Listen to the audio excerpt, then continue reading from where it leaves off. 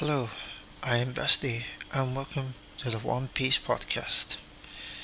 It's been quite a while since the last podcast due to time zones, schedule conflicts, and user availability. So today I will be by myself, just talking about the latest arc, the Reverie arc, or the Reverie arc. I'm not too sure how you quite pronounce it, but I guess I'll find out. Obviously, Whole Cake Island ended quite dramatically with the escape of the island and the defeat of Katakuri, and now, obviously, we are heading to the Reverie. Obviously, the meeting of world leaders of around the globe. Here we've seen, obviously, a lot of new and old characters being introduced, reintroduced. We've seen lots of other bits that have been happening around the world. So I think we'll start off with 903. With 903 is what some people have declared officially the first chapter of the Reverie arc. We've seen Zeus remaining with the Straw Hats. We've seen Neptune declaring Fishman Island under Straw Hat's protection. Crocodile makes his appearance after the time skip. Kobe and Helmo making an appearance after the time skip. Who was escorting the Riku family from Dressrosa. We've seen a massive increase to Luffy's bounty. It had gone from a couple of million to it's now in the billions after that defeat to Katakuri, whose bounty was also on a similar level.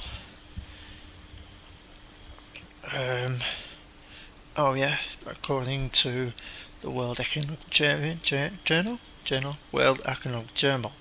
I think I went to say something different there. So yeah, according to the World Economic Journal, Luffy is considered to be the fifth emperor, a fifth Yonko, for his actions at Whole Cake Island. There was this whole thing against Big Mom, and it was obviously there was people who caught wind of it when that was done. The almost assassination on Big Mom. And then there's the world not only knowing about the increase of Luffy's bounty, but the Straw Hat Grand Fleet is now known throughout the world. And not only that is relationship with Sabo. So yeah, that's obviously something big. This big fleet is now being recognised around the world, and so is Luffy's threat to the world government. Katakuri had like a 1 million, 1 billion, I think it is 1 billion. Yeah, a 1 billion bounty, and now, Luffy is also I think he's the second character we have known about to receive a character at that figure that high. It's certainly saying a lot. And also, in that chapter, there's the Blackbeard pirates making a shadowy appearance. It's like a usual post-arc chapter, and there's a lot of goings on in the world. What's happening, what characters doing, the reactions to everything that happened on the Whole Cake Island, reactions to everything that's happening with Luffy and the crew. There's a lot of reactions. I think that will sum it up for 903. It was nice to see people from Dressrosa again. And it was also not only Dressrosa, but characters from Alabasta. There was a lot of, I should really put this in order, but there's a lot of old characters that returned throughout this chapter. Cavendish from the Grand Fleet, who was shadowed. Bart Metallo from the Grand Fleet, that was shadowed. There was the Taunted Corpse from Dressrosa, who makes an appearance. Then Shanks makes an appearance. We also got Kaido, the Blackbeard Pirates, the Fire Tank Pirates. Big Mom pirates, just a lot of different pirates and different characters from different kingdoms, mainly characters that Luffy has influenced or has associated with. Mainly the Alabasta and Dressrosa characters. So it was really nice seeing all those characters come back again just for that chapter. So I think that'd be enough. I think that was like a quick recap of 903. So let's do a recap for 904. Right, for 904, we see a lot of goings on with the Revolution Army. The Revolution Army until now has been very mysterious, not well known. I mean, we've known about them, but we've not known a lot about what they intend to. Well, I wouldn't say what they intend to do, but like who they are. Maybe not so much who they are, but the members, the goals. But we in this chapter, speaking of the Revolution Army, we've seen that they've escaped. Obviously, the destruction of the base in Boltigo. I think that's right. I'm not usually right with pronunciations. And they've removed base to the probably least likely place anybody would expect. The Kamako Kingdom. I certainly don't think that's right. But, that is where the Revolutionary Queen, Emporia Iconov, is reside, along with the I've forgotten the name already, but that's where even Sanji went during the time skip. So it's not like it's somewhere you would expect to pick if you were to say where they move. And then continuing with the Revolution Army, Dragon, who's the first member to be introduced, has officially declared war on the world Novas during the Reverie, which is obviously something that's going to be interesting to see, how it plays out, and if he will actually appear himself, with so much security and world government figures along with Marines. Be interesting to see. Obviously, I think he's a man with a lot of history, and to see what exactly he'll have to say or have to do. Right, also in the kingdom is the Louisa Kingdom. This kingdom's probably not a well-known kingdom. It's never been visited by Straw Hats, but apparently this kingdom's been mentioned before. It makes its first official appearance. And not only that, there's a character called Moda. I'm not too sure if people might be familiar with that character. She is a young female that apparently appeared during Ace's cover story some time ago. So yeah, how about that? Oda, once again, a bit like 903, bringing back old characters. Nothing wrong with that, just nice to know that he doesn't forget about the character once it's been introduced on maybe other mangas or other series. Right, also in the chapter that we are introduced to a new character. This character is apparently called Pinkbeard. Quite an odd name. Apparently this character is a subordinate to Blackbeard. He's a pretty generic looking pirate, long facial hair, beard, big cap or hat even, big pirate hat.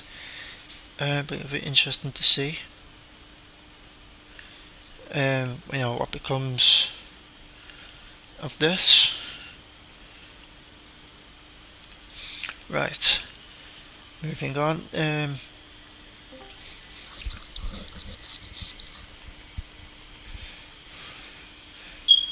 moving on, sorry. Executives of the Royal. You see, various executives of the Royal Army have been introduced. Morley, Billow Betty, Lindenberg, and Kazaru. But each of these executives leads an army, and obviously by looks of it, they're all well-designed characters, and I think we're even shown a small sample of what what the like of people. Probably the wrong thing to say, but we are shown throughout the chapter. Just a small sample, of abilities, and not with being commanders of the Revolution Army. It's definitely executives. Sorry, they're definitely not pushovers. Sorry, and I think maybe I should probably talk about a bit more about that. But along with these executives, there's two of them that are shown to have very interesting devil fruit ability. Devil fruit. There's Kazaru, who seems to possess a devil fruit, which allows him to turn his body, and not only his body but his clothes, into a murder of crows. I think that's really something that's never really been seen before, and it quite interests me to see like how much and like how far you can do, like how much you can do with that ability, and like how far you can possibly go with it. It's certainly it's new, and it's like refreshing to see. There's been a lot of lodges and other type devil fruits abilities, paramecia, to say the least. Right, I think checking here, the Reverie also begins in 2 days. There's the presence of the Revolution Army drawing towards the Reverie, and there's not only are they sorry, I think that this totally makes no sense. We are shown the executives of the Revolution armies, and we are shown who exactly is in the Revolution army. Lots of characters, lots of different abilities. It's going to be interesting to say the least. We've got Dragon even, and we've also got Sabo, and we've got Koala, and there's Iconoff. So we're going to expand a little more on the Revolution Army, which is good to see. Right, I think that's probably it for 905.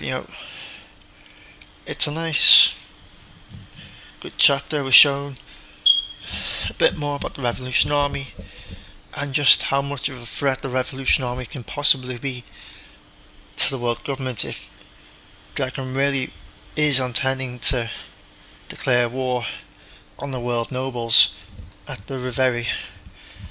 To take on the very and all the Marine admirals, you're gonna need a lot of strong crew members and characters to match up to the strengths of the Marine Vice Admirals and the Admirals. So, I think there's a lot of potential for a lot of chaos, a lot of interesting fights. Who knows what could happen, and just it's unpredictable what could happen with the Revolution Army going forward. So I think that's it for 904. So I think we'll move on to 905 for a recap. Right, with 905, we're shown quite a lot that's been happening with the Marines. The Marines' new headquarters makes its first full appearance. Not only does it make its first appearance, we are speaking of appearances. We are showing T-Bone for the first time since the time skip. Garth for the first time since the time skip. And I think that's mainly it for Marine wise, but a bit further in the chapter we see that to enter the Holy Land, Mary Jehuis. I'm really bad with pronunciations. It's really unbelievable. Right, to enter the Holy Land, we see people ride on a bidola. It's quite an interesting thing to arrive, in this big Holy Land in such a particular fashion. Arriving, at the Holy Land, we see King Beer the Sixth. This is my first time hearing about this character, to be honest. I had no idea this character existed. Oh wait, that's my mistake, yeah. No, never mind, I thought this character had been introduced earlier in the series and I had not realised, and I thought I was wrong, but it turns out I'm just going around in circles. The character was originally introduced in chapter 823, and this makes his third appearance, 905, then later in 906.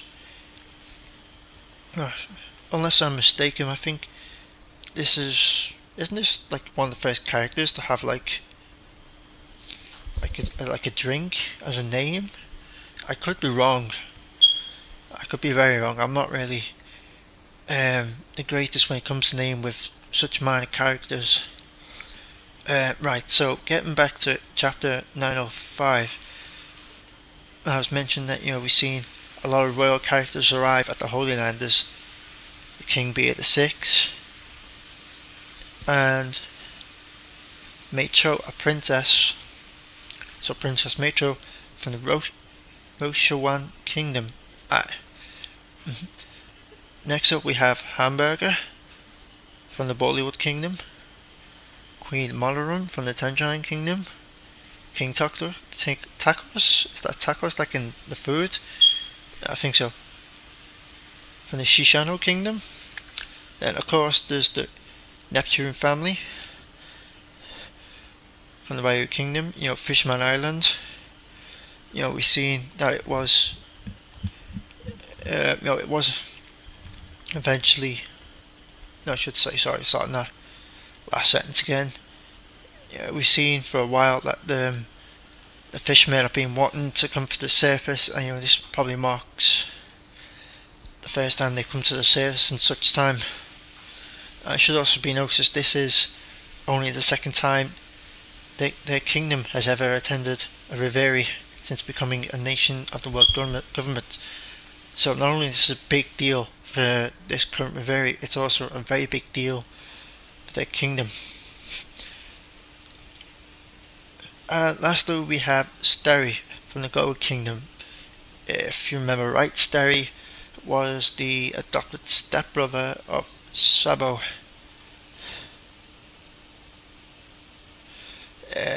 Probably not the best of brothers. I don't think I'd want a brother like him. He's not really one for being nice. But since we last seen Sabo, he has apparently become king of the Goa Kingdom after suspicious deaths. I think I'm picking up a bit of a stutter here. So yeah, since we last seen Steri, he's become king of the Goa Kingdom after the suspicious deaths of the previous king and the prince. Apparently it's noted that this is the first time his face has been shown since his first appearance. I think, we were shown his appearance but never his actual full face. I'm not too sure if that's an interesting trivia fact or not. Right, and next up, I'm reading bullet points from the wiki itself. Right, my next bullet point is that both admirals, Greenbull and which is ISO Fujita, I think I said that right. One of Kazukori's, may have said that wrong. He's one of the current new admirals that we were first introduced into Dressrosa. Who is seeking for the Shibabukai system. The seven pirates working for the government. I think it's 7. I should really check this. But yeah, we see Ryuku kind of only like his face, but we see him for the first time. We get like a good idea of what he looks like and just the type of guy he is. Not a lot much is known about Ryokugo, but he does seem to have a lot of respect towards Suzuki. Obviously, he was ordered by Suzuki to get Fujita to leave the Holy Land, as Suzuki mentioned. He wasn't welcome there due to the events that happened on Dressrosa. So yeah. Also, throughout their conversation, Vegapunk is mentioned once again. Probably now the longest character to be mentioned and never to be introduced so far. So it's going to be an eager wait for when Vegapunk is eventually officially introduced. So yeah, that'll be something worth waiting for. But right then, getting back to chapter 905, we're getting towards the end of the chapter. Koala, of the Revolution Army, states that their target is not the world government, but the world nobles controlling it. It's quite an interesting fact. Obviously, it's not the Marines that concern the world government, but more the celestial dragons, the very top of the world government, the people who are sending the orders down to Marines, maybe even the Grossi themselves. I'm not even sure if I said the Grossi right. I think I've also mispronunciates that one again. I think I should, but it might be. I might be pronouncing a lot of things wrong today. Sorry. But yeah, it's they state that the Revolution Army's target is not the world government, but the world nobles controlling it, which is obviously, I don't think it comes as too much surprise considering what some world nobles have been shown to be like. If you look back just before the time skip, you look at the auction house and you look at everything that happened with Kimi, Kimi the mermaid, slavery, the whole auction house bidding. It just they walk around doing whatever they want because they have the power to do that, and nobody can touch them. And anybody that like dares to even try, I think this was also shown just before the auction house. That is like anybody that tries to touch a world noble is killed instantly on the spot. So obviously, if the Revolution Army's target is the world nobles, it's going to be interesting to see how this comes about. And finally, towards the end of the chapter, well, I should say, finally towards at the very end of the chapter, I think this is probably the first major cliffhanger of the arc so far. We are seeing Sabo, who's actually under the skies as a knight, as various royalties even, are going up on that lift towards, the Holy Land. We see Sabo talking to Stelly, obviously Stelly obviously not knowing it's Sabo in that knight's armour, but that comes as obviously a big surprise.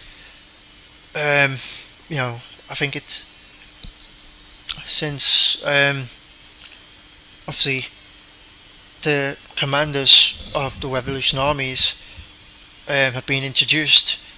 It was mentioned that they were coming to the Reverie to attack the world nobles, and to see Sabo here, just under the Holy Land's nose so soon is obviously so surprising to see. Usually there's a bit of a wait. When Luffy first declared war with Big Mom, we knew it would be a big wait from Fishman Island to Whole Cake Island, but obviously within chapters it's certainly a bit of surprise to see the Revolution Army moving so quick, and seeing that movement happen so quick, and not only them moving so quick, to be able to slip on the world government's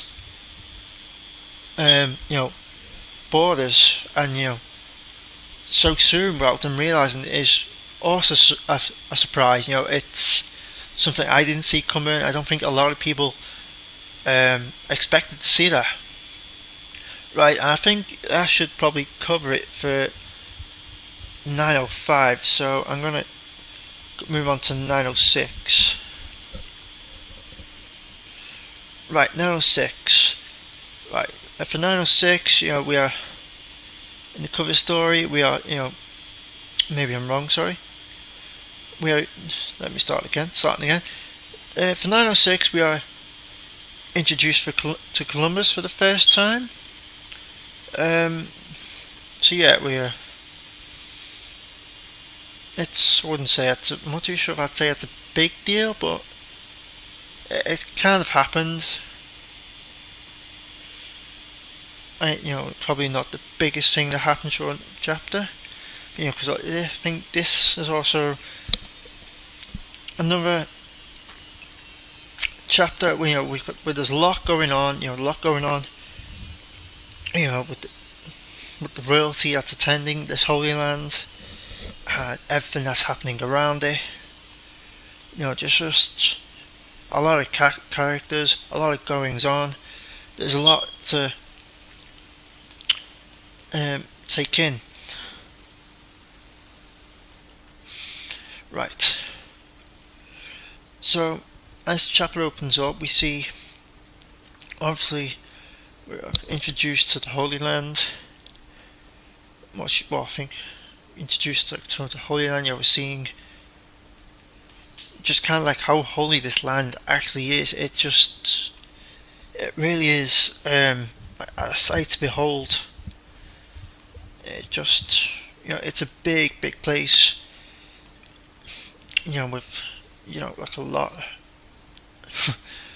with a lot going on around it. Right, I think I'm starting to mumble a bit now. Trying to get back on track. Right. So we're seeing. Oh, right. Sorry again. Trying to get back on track. So we're shown a lot of the Holy Land. Various settings, places, buildings. Right.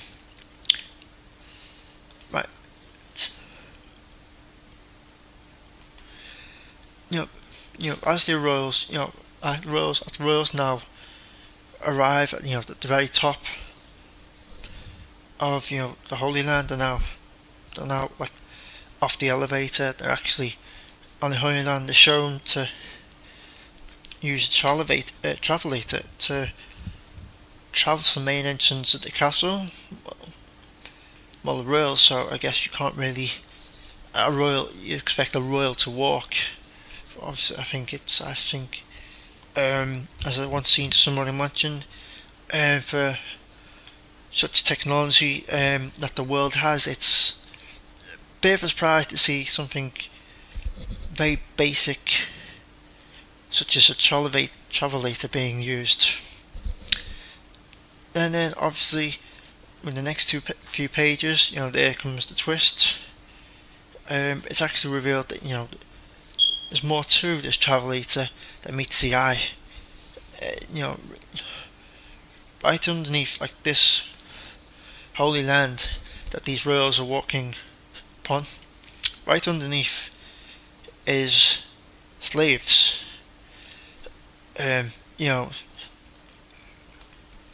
Mary Joyce is known for it's slavery.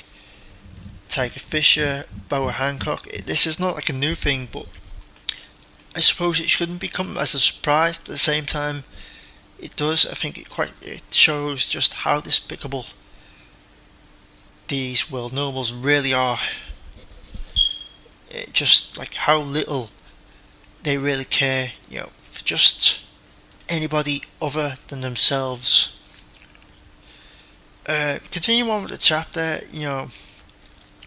We are shown Carlos, who are just like previously mentioned, the world noble from the auction house, who took an interest in Kimi. Obviously,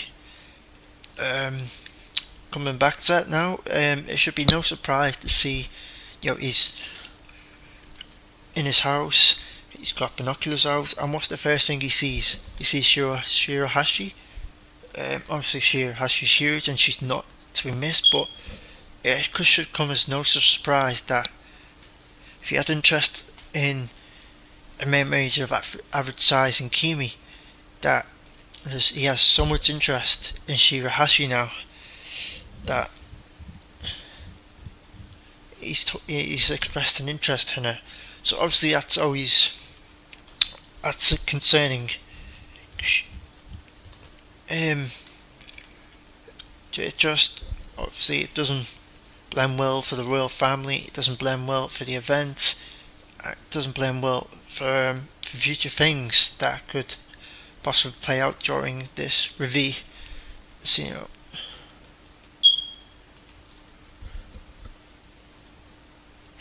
moving forward, we're shown a lot more people who are present. Vivi, Ingram, Viola, Rebecca, Steri,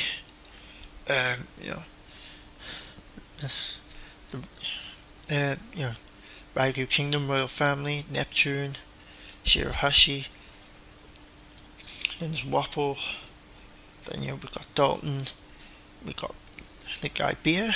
I still think that's a really, really good name. King Beer the 6th. That is like probably the best name we've probably been introduced to so far. Right. And we've also got Hamburger. That reminds me, was there not a character called Ham or related to Hamburger during the Davey Fight Back arc? one of Foxy's crewmates. I could be mistaken, but that's what it reminds me of. But yeah, we see like a lot of characters. You know, our characters, people have been introduced from start to end. You know, we're seeing a lot of arcs from past. Sakura Kingdom arc with Chopper and Dalton and Korea, Alabasta arc with Vivi and Ingram, Dressrosa arc with Rebecca and her sister Rebecca. The Fishman Island arc with Neptune and Shirahashi. Just, not only are we introduced to all these different characters of different backgrounds of all these of different kingdoms coming together. We also see Rebecca and Vivi meeting for the first time. I think it's quite an interesting meet, and it's quite nice to see. It starts off, with a simple mention of Luffy, and then we see Shirahashi joining with Vivi and Rebecca. So it was quite interesting to see, all these three princesses that have been associated with Luffy, and who's always come to them and their kingdom at a time of crisis. Just kind of come together to support Luffy, kind of, just to kind of acknowledge him. Right. Right. It's also revealed that the Reverie is a 7-day event. Right. Until now, I don't think it's actually been mentioned how long this event actually lasts for. I mean, to gather so much important people, it makes sense for it to be a long day event. I mean, I think it would be realistically impossible to get it all done in a day. I think I might have expected it to last about 4 days, but it's nice that we're going to get 7 days worth of all these different characters introducing, seeing what it is that they're going to discuss and what it is that's going to happen between them. Finally towards the end of the chapter, we are shown Doflamingo and Impel Down. I think it should come as no surprise that, after being captured by the world government, he's being sent to level 6 in Impel Down. I think it just, there's a lot of people speculating that, Kato would come and interfere with, the world government's transport of Doflamingo to possibly Impel Down, but it's now confirmed that he is in Impel Down, and he's shown in Impel Down, as being completely locked down to the floor, and not only is he locked down to the floor, he mentions or even believes that there's assassins coming after him because of what it is that he knows, which is quite an interesting thing. Don't forget Doflamingo's background. He could have come from that world noble background, so obviously if you look at the Void Century or possibly anything connected to it, if Doflamingo should possess, I mean, even just a little bit or just the whole thing, it makes sense for the world government not want anybody to know about that or wanting it to get out. So if there is Assassin's Act coming after him, it will be interesting to see who the world government has sent. Will it be the CPO? Will it be an admiral, or will it be someone more higher up, or could it be a completely new character?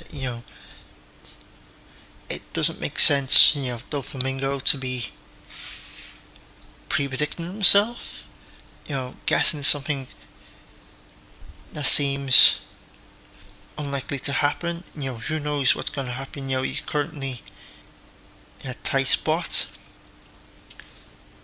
But yeah, it will be interesting to see what happens with it. Apparently, towards the end of 906, I mentioned about 905 having the biggest cliffhanger. I think I was wrong. 906 definitely set the bar for cliffhangers for this arc. It was shown a very mysterious figure. Obviously we've been shown lots of characters shadowed, or just kind of half introduced, or just like slightly introduced. Similar to Green Bull in one of the earlier chapters. We didn't see his whole body. Well, we seen his whole body, but it was shadowed. But we only got like a partial clear image of his face. So this cliffhanger it's something that I say doesn't make any sense. I was saying, we see a mysterious figure, in the Holy Land. This figure opens up a chamber, and inside the chamber, we see this mysterious figure step in, not only with bounty posters of. Sorry, let me start again. We see this mysterious figure open up a chamber in the Holy Land. Inside this chamber is a straw hat. I don't know what that means, but it's certainly interesting. And not only that, this figure was holding bounty posters of Luffy, which is probably also interesting as it relates to Luffy, to Roger. It'd be interesting to see. Right then, moving on, we've got the latest chapters. This latest chapter's come out, which was this week's 907.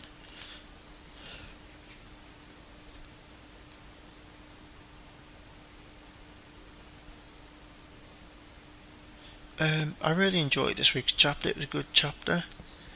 A lot happened.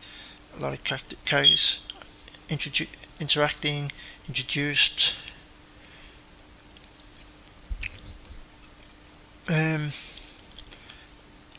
We start off with a conversation between Big Mom and Kato, which has never been seen before.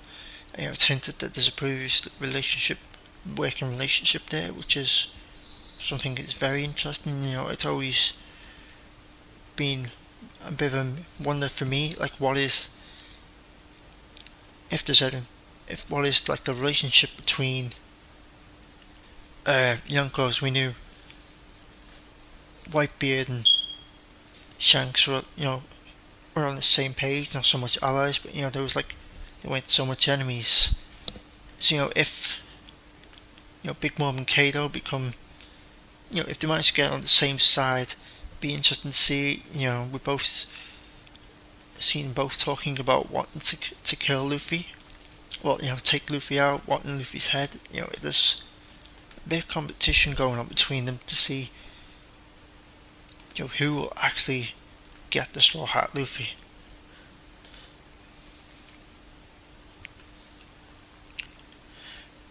Right, and then it should be noted that we've introduced some Vice Admirals, Doberman, Lacroix, Strawberry, for the first time since a time skip.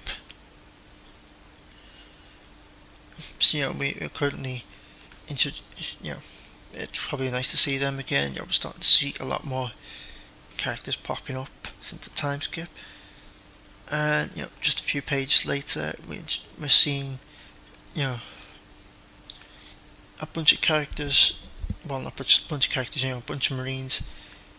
Gathered together. It should come as no surprise. We are in the Reverie arc. We're going to see a lot of Marines, a lot of world nobles, a lot of government figures. We're going to see a lot of these characters turn up.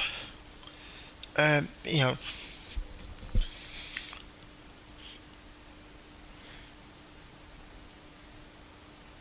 right. Sorry for the pause. Just cut. In this chapter, it's mentioned. Well, I should say Hina. You know, Hina was introduced way back in the Alabaster arc. It was like kind of like a rival to Smoker. She mentions about a character or a group named Rocks, which is quite interesting. It's mentioned that this character or group is a powerful force.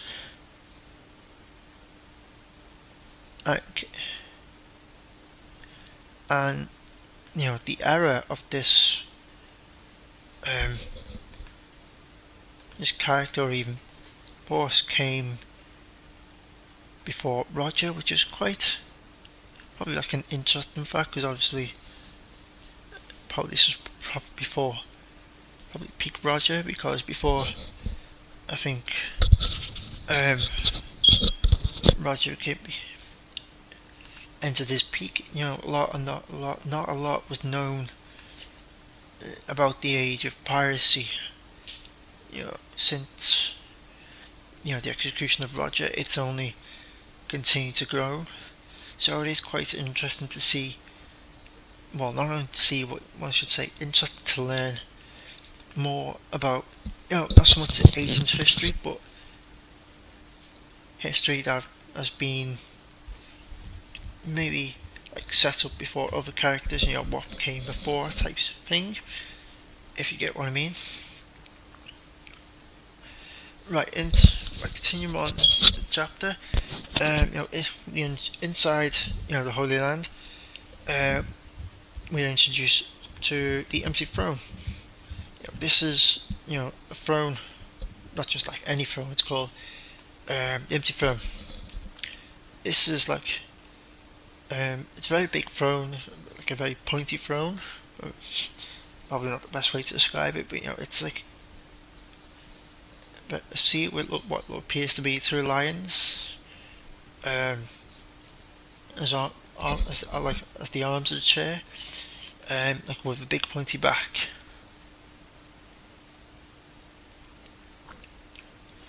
And just in front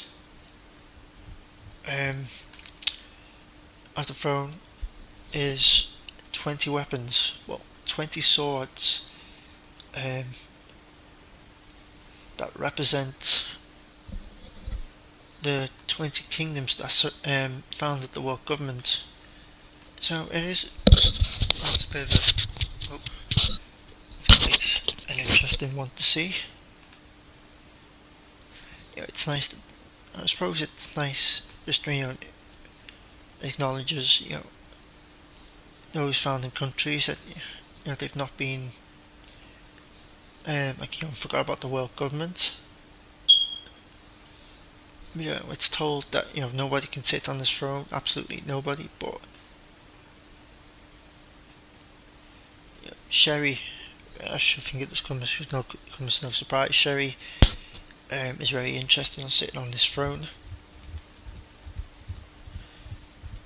So I don't see how he intends to do it, but he's really keen on taking this throne. Right, a few pages later we see Charlos, who is on Shirahashi, and he's just seen Shirahashi, and now like I mentioned about this arc moving very quickly. We see Shirahashi being taken by force, and there's a lot of shock on the looks of everybody. We know there's not a lot they can do, but just you see King Neptune prepared to leave, but suddenly just as it looked all over, just as you think I talked about this unpredictable placement. He is stopped by Mr. Jard. Oh, Myers just saw it. The world noble who was previously been on Fishman Island some time ago. Who explains his actions thanks to Queen Otomi's influence, and intends to hate her and her family in any way possible, it's quite a bit of a surprise to see, obviously, and it's quite a remarkable thing to see. Obviously, I mentioned about world nobles not really caring about other people besides themselves. They just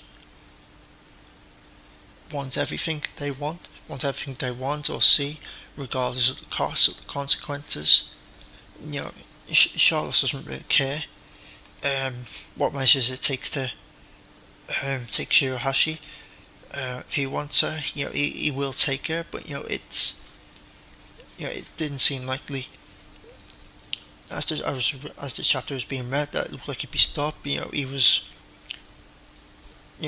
stopped due to a bit of a twist, which is nice to see. It's not gonna totally get off to a bad start. It was still gonna have the Neptune family there, who are obviously gonna have probably an important to play throughout this 7-day event. Right, as we're getting towards the end of the chapter, we see Kaku. Well, not only Kaku, but we see the CPO. So we're finally seeing more of the CPO. Well, it's not that we're finally seeing more of the CPO. We're seeing more CPO en masse since the introduction in Dressrosa. So so Kaku is probably confirmed to be the next CP9 guy that transferred from CP9 to CPO, and we introduced to a new character. I believe she is a new character called Stutzi. I think that's right.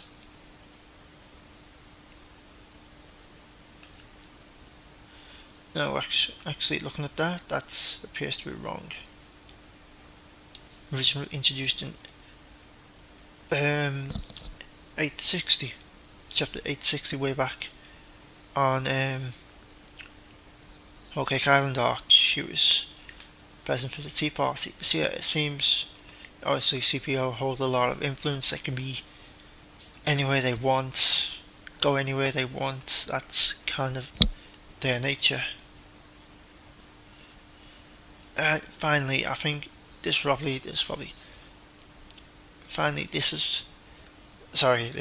like the very end page, or end this page. This is probably like the second biggest cliffhanger since the reveal of the Straw Hat in the vault. We see Shanks in the Holy Land, not only in the Holy Land, but in presence of the Five Elders. Obviously, it's a bit of a twist, an emperor such as Shanks, a guy probably, I believe him to be so much against the government, but we don't actually know what he knows. If, for instance, he knows everything Roger learns about the Void Century and all. But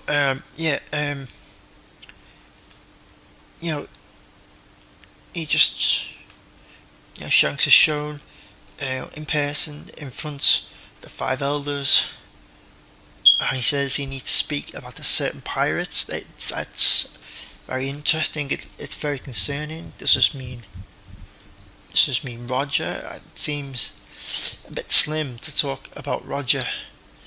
I mean, with Roger being dead some time now, I believe that there wouldn't be anything wouldn't be any reason to bring Roger back up, especially to approach these five elders, the very top of the world government, just to approach these guys and talk about the guy who's dead.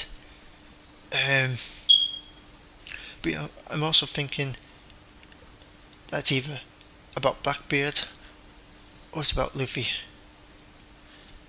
It's possible it's about Luffy. Luffy is a growing threat, which is probably something these elders are noticing. With each passing arc, we're seeing Luffy's bounty increase. He's just gone up to like 1,500,000,000.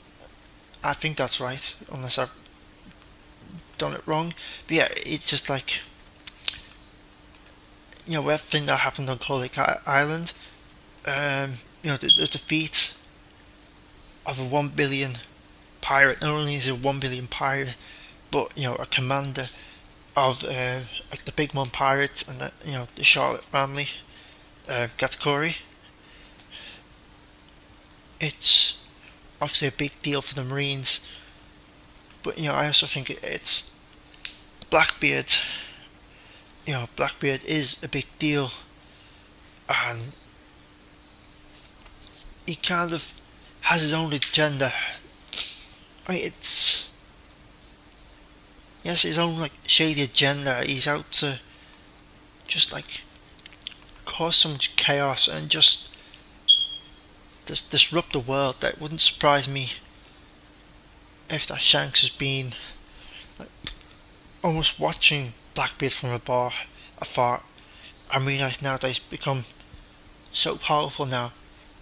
It's out of his control, and he's had to take it, to these five elders to just kind of like report it.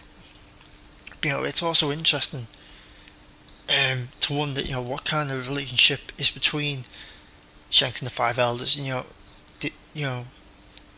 is he able to contact them?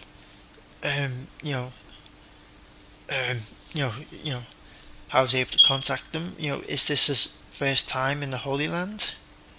And obviously, I think it also begs the question of just how secure is the Holy Land. We've seen Sabo, the Revolution Army, slip through the fences, and we've also seen Shanks, not so much in a suit of armour, just in like a mere cloak. So it's a bit interesting to wonder their defences, if there's some kind of secret passage, and it's also a bit for wonder if that person in the last chapter was Shanks. So I think that's it. That's everything for 907.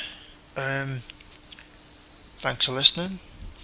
I've mumbled on for a long time now. I've tried to cover much as I can. Don't call this a comeback. But we'll see. Hopefully I'll be back with other people, but for now, peace out and enjoy.